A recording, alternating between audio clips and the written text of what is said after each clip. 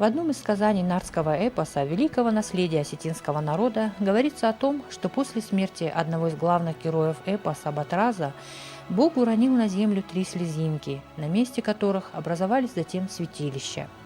По преданию, возникли они в 3 разных ущельях Осетии – святилище Реком в Алагирском, Макалгабр в Туальском и Таранджелус в Трусовском ущелье. Поскольку время, которое нашло отражение в эпосе, относится, безусловно, к очень далекому прошлому, исчисляющему не 100 тысячелетий, то, соответственно, такими же древними являются и названные культовые места, кстати, по сей день очень свято почитаемые осетинами. Поэтому и хочется начать свой рассказ об одном из этих живописных ущелий, Трусовском, именно с этого неоспоримого факта, что с самых незапамятных времен люди, обитавшие на этой земле, молились своему древнему божеству, а поскольку это поклонение передавалось из поколения в поколение, то несомненным является и то, что этим древним народам, жившим в Трусовском ущелье, были предки современных осетин. Кроме того, ученым, изучающим древнюю историю человечества, известны племена, жившие на Северном Кавказе в XVI-XIV веках до нашей эры, носящие имя Терше, что соответствует осетинскому названию Трусовского ущелья.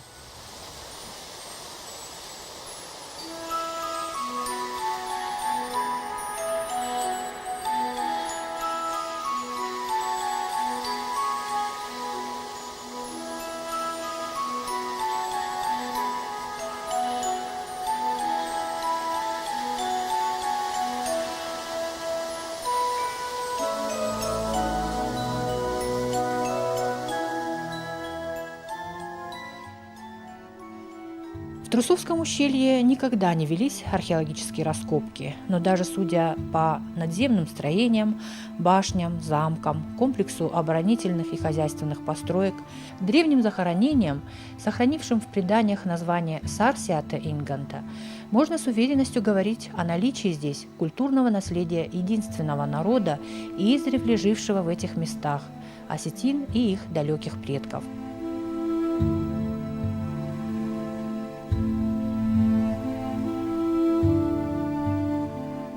Если взглянуть на физическую карту Северной Осетии, можно заметить, что Трусовское ущелье расположено между главным и боковым хребтами Кавказских гор. Наряду с Мамисонским и Закинским ущельями, Нарской и Зарамакской котловиной, Трусовское ущелье названо известным этнографом Борисом Калоевым Центральной Осетией из-за своей обособленности.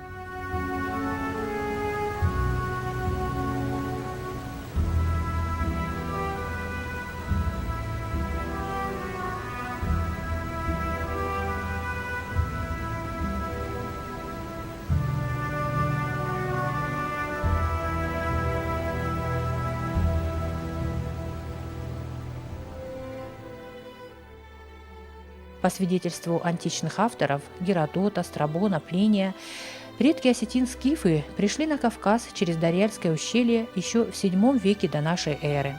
Как гласят предания, Трусовское ущелье 7 раз опустошалось и заселялось вновь.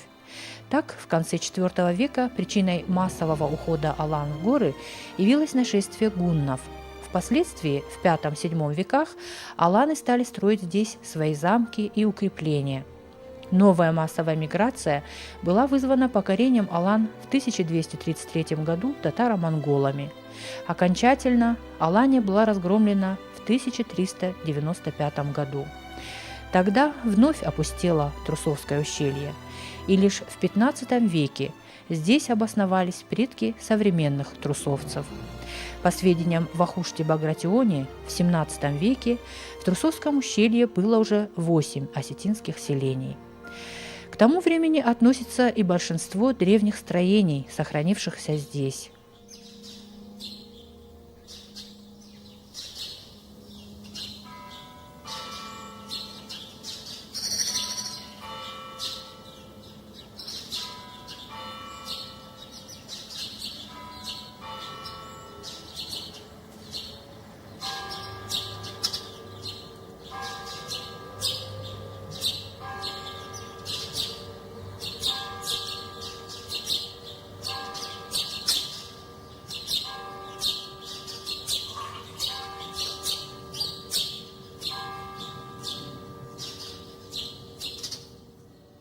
Протяженность ущелья 30 километров. В нем до недавнего времени было 13 осетинских сел, в которых отчасти или полностью сохранилось 25 башен и замков, 15 святилищ.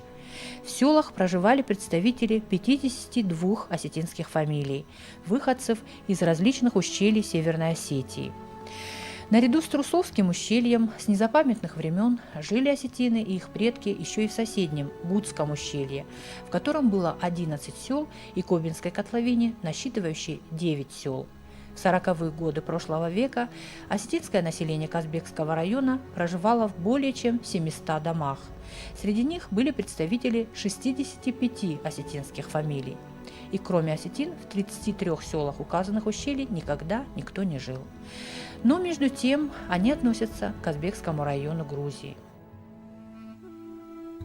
Эта грубейшая ошибка и историческая несправедливость были совершены во время строительства военно-грузинской дороги, когда для удобства царских чиновников все населенные пункты, прилегающие к дороге и расположенные до станции Казбеги, были отнесены к Владикавказу, а после Казбеги – к Душецкому уезду Тифлисской губернии. Так, осетинские села стали числиться в пределах административных границ Грузии, в то время как, добровольно присоединяясь к России, Осетия, в том числе и жители упомянутых Трусовского, Гудского ущелья и Кобинской котловины, давали клятву верности именно России, а не Грузии, которая теперь, решив выйти из ее состава, почему-то прихватила с собой и никогда ей на самом деле не принадлежавшие земли. В царское время юридическая принадлежность к Грузии никоим образом не отражалась на жизни осетинских сел. В советское время, войдя по приказу Сталина в состав Грузинской ССР, населению стало навязываться подчинение грузинскому руководству района, но и это ничем не нарушало привычного уклада жизни и быта жителей осетинских сел, чего уже нельзя сказать о постперестроечном времени и окончательном отделении Грузии от России. Район с некогда процветавшим колхозом в одночасье обнищал. В осетинских селах сегодня нет никаких признаков цивилизации. Ни медпункта, ни почты, ни магазина, ничего. Вся надежда жителей на Владикавказ, от которого их отделяет всего 54 километра. Но между ними теперь стоит граница и таможня со всеми вытекающими последствиями. А в довершение ко всему, 8 июля 2006 года эту дорогу российское руководство и вовсе решило закрыть прочно и надолго. Осетины, находившиеся в это время в своих отчих домах, но в пределах административных границ Грузии со своими российскими паспортами, поскольку они являются гражданами России, оказались заложниками политических игр между Россией и Грузией, так как обратно в Россию их не выпускала теперь уже Грузия. В таком же положении оказалось и само грузинское население Казбекского района, поскольку их жизнь тоже в большей степени зависит именно от Северной Осетии, которая находится от них всего в 40 километрах, а не от Тбилиси, до которого надо ехать больше 150 километров. К тому же в зимние месяцы бывает закрыт Крестовый перевал, через который только и можно добраться до основной Грузии. Дорогу через Ларс после настойчивых требований и митинга у Дома правительства во Владикавказе, как осетин, так и грузин, живущих здесь, все же открыли, но всего лишь на 3 дня, чтобы люди, оказавшиеся по разные стороны границы, смогли, наконец, после 2 месяцев вынужденного пребывания там или здесь, перебраться по месту основного жительства.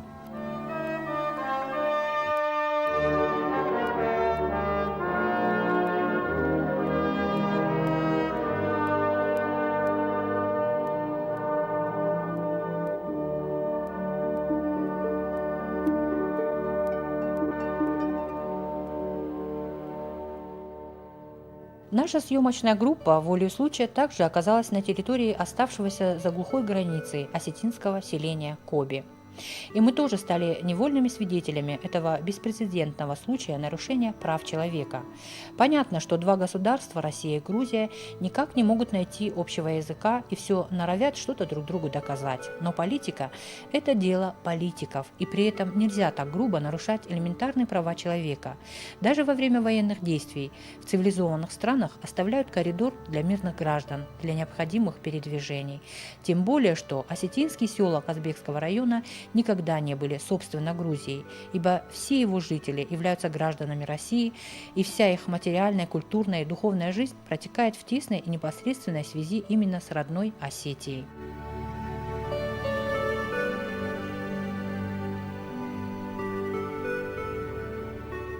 Но здесь необходимо добавить и то, что осетины и грузины Казбекского района всегда во все времена, в том числе и в периоды войны с Южной Осетией, жили мирно, не посягая на земли друг друга. Но опустошение сел, например, Гудского ущелья, способствовало тому, что сегодня за Крестовым перевалом осетины уже не живут, и эта земля стала зоной туризма для Грузии. Здесь расположена известная горнолыжная база Гудаури. Строятся новые коттеджи западного образца, приезжают туристы со всех концов света. И можно с болью в душе констатировать тот факт, что эти земли для нас уже безвозвратно потеряны. Потеряны для нашей культуры бесценные свидетельства древней жизни наших предков. Башни, замки, старинный храм Пресвятой Богородицы, святилища, некрополи. Все теперь находится в руках не наследников создавшего их народа, а в руках людей, для которых чужая история никогда не станет святой и бесценной, которые будут безжалостно уничтожать память о когда-то жившем здесь народе. Для осетин это трагическая потеря.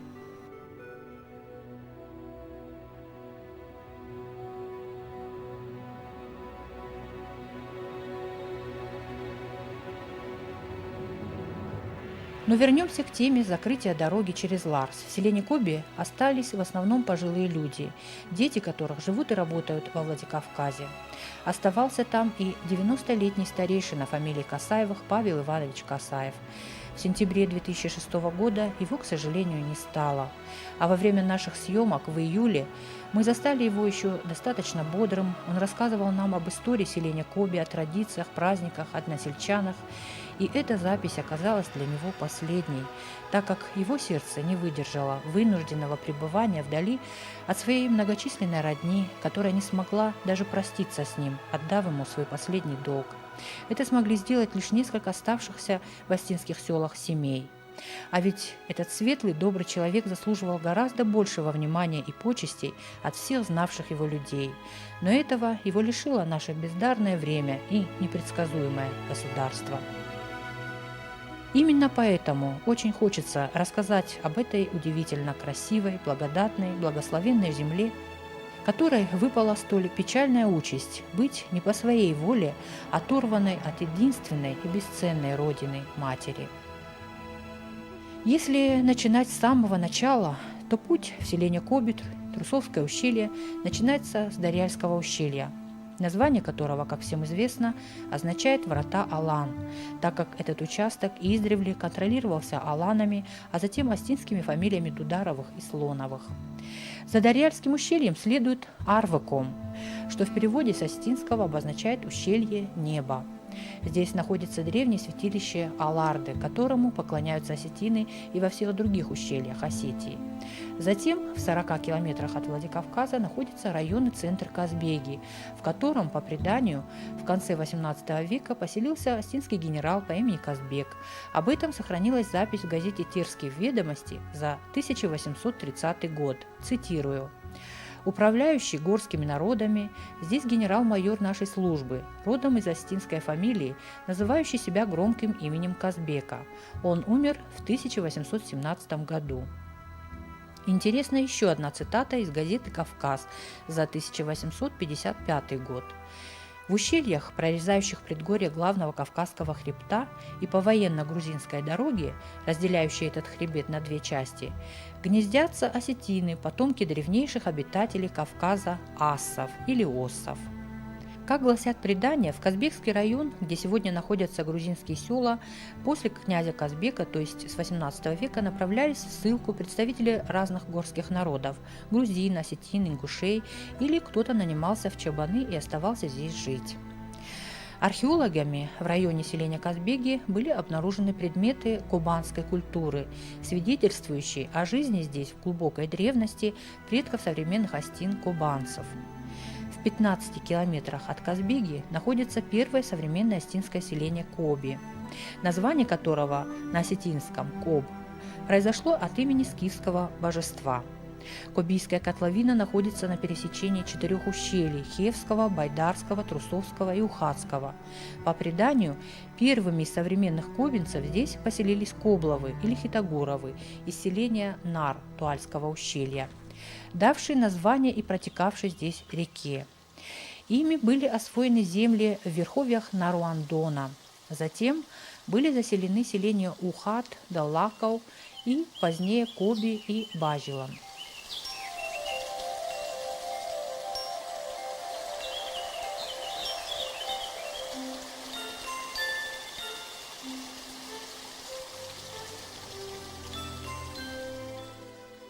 В Коби до 1937 года на поляне за селом были древние захоронения. Сильнейшее наводнение размыло в том году берега, обнажив могилы и уничтожив большую часть некрополя.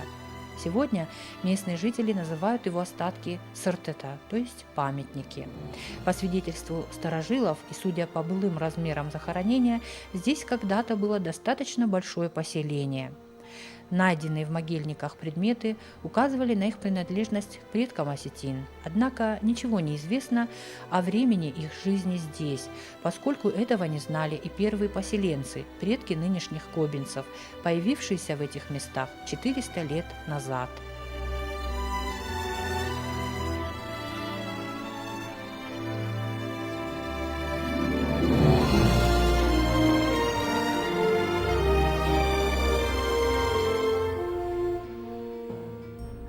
Достопримечательностью Коби является и древнее святилище Кобозуар. Современное помещение было выстроено в более позднее время в стиле небольшой средневековой церкви.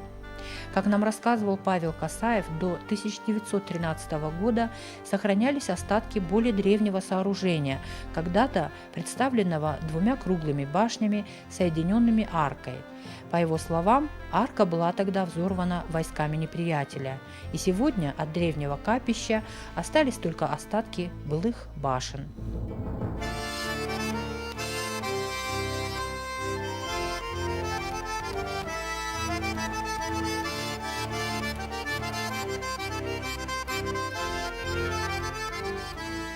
Гордостью Коби являлась также школа, построенная жителями-тружениками осетинских сел в советские годы.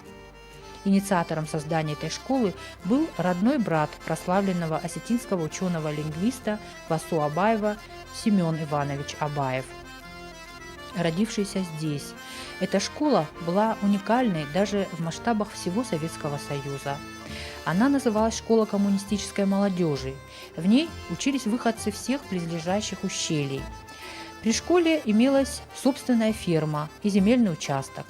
Школьники учились, сообща обрабатывали землю, доили коров, то есть существовали как самостоятельное хозяйство. Школа была 8-летней и занимала небольшое здание. В 1933 году по инициативе того же Семена Абаева, Пауле Салбиева и ставшей впоследствии первой женщиной-профессором Ольгой Туаевой было получено разрешение на строительство капитального здания, которое было построено силами местных жителей и специалистов-строителей в 1935 году. Это здание и сегодня невольно привлекает к себе внимание своим величием и красотой. Яркой страницей жизни осетинских сел были годы коллективизации. В начале 30-х годов здесь было 6 колхозов, причем вступали в них добровольно. В этом районе не было раскулаченных и репрессированных, так как народ жил очень дружно. Во время войны колхозы объединили, и их осталось 3. Только в колхозе Трусовского ущелья было 30 тысяч голов овец, в Кобинском – 24, в Гудском – 11 тысяч. К 1953 году поголовье выросло до 70 тысяч голов овец, 300 голов крупного рогатого скота, кроме того, была каниферма. Скотоводство было отгонным. Зимой отары перегонялись в селение Кизляр, летом овец доили и изготавливали знаменитый кобинский сыр, за изысканный вкус которого кобинцы и трусовцы неоднократно получали различные медали и награды, в том числе из рук английской королевы. Безусловной гордостью кобинцев являются также многочисленные нарзанные источники, с помощью которых в советское время здесь излечивались от болезней желудка, печени и легких многочисленные гости, приезжавшие сюда укрепить здоровье. Вообще, по свидетельству краеведов, здесь, в Коби и Трусовском ущелье, имеется около 40 видов нарзанов.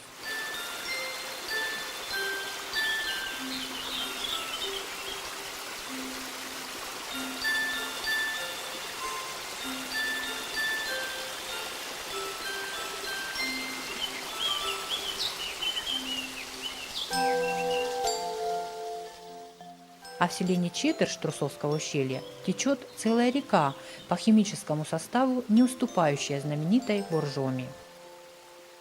На этой реке стояли 7 мельниц, так как вода ее не замерзала даже студенными зимами.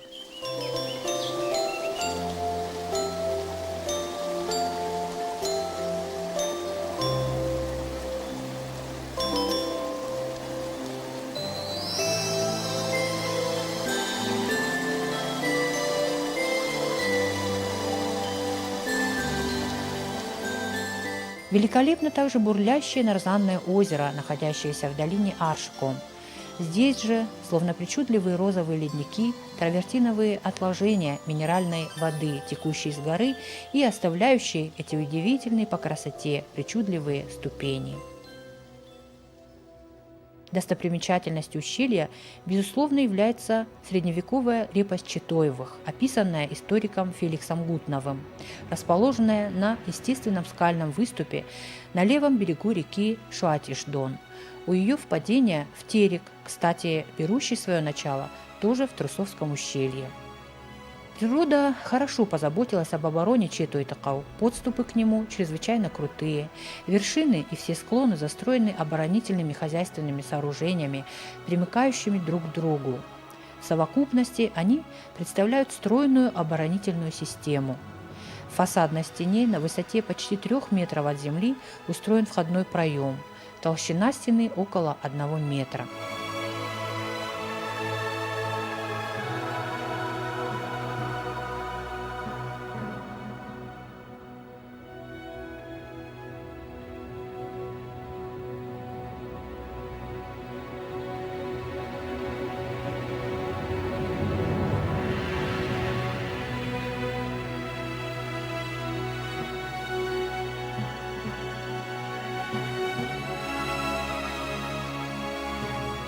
А неподалеку, на кладбище Четуй-Толморт, найден аланский надгробный крест с сирийско-несторианским письмом на осетинском языке, датированный 1326 годом.